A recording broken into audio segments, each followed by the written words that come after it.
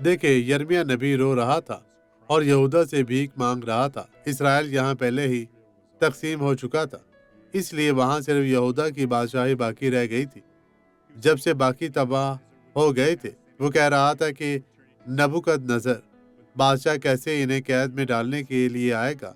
तो यहाँ यिर्मयाह बाब 3 आयत 22 में देखे, ए बरगिश्ता फर्जंदो वापिस आओ, मैं तुम्हारी बरगिश्तगी का चारा करूँगा। आपको सिर्फ एक बात याद रखनी है कि आपको खुदा से दूर नहीं रहना, उसके करीब आने और उसमें कायम रहना है। देख, हम तेरे पास आते हैं क्योंकि तू ही है खुदावंद हमारा खुदा है। बस फिर आपके मसाइल ख़त्म हो जाएंगे क्योंकि तू ही है खुदावंद हमारा खुदा है। तू ही हमारा सब कुछ है, तेरे बगैर हम कुछ नहीं। और आपकी ज़िंदगी यस्सु के नाम में महफूज होती जाएगी। देखिए, आप अपनी शादी को बरकरार रखें और अपनी ज़िंदगी में बेहतर तौर पर आगे बढ़ें। आए दुआ करें। बाप मिसिर नासरी के नाम में मैं हर नेमत पर कब्जा करना चाहता हूँ खुदावंद। इसी तरह ये लोग जो हमारी इस दुआ में शामिल हैं, तू उन्हें भी बड़ी बरकत दे।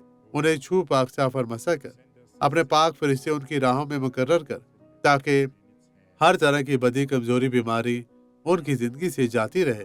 वो लोग जो जोड़ों की दर्द और सोजिश का शिकार हैं, मैं यस्सु के नाम में हर तरह की बदी को दूर भेजता हूँ। आमीन।